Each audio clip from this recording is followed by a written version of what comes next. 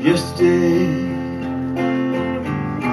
During my employment at Safeway, the shopping cart got in my way, and I got injured yesterday.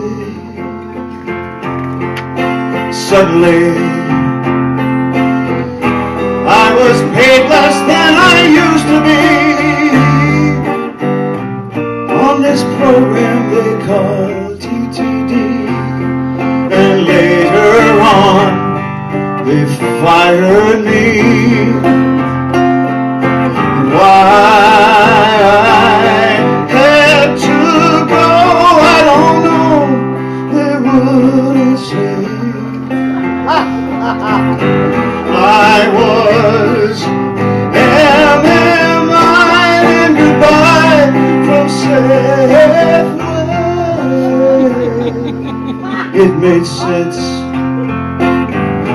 that in seeking better recompense,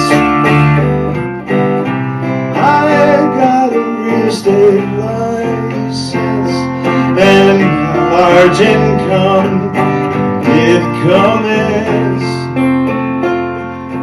Just by chance, heard about our case called Avalanche. I'm on a first class flight to France. Oh,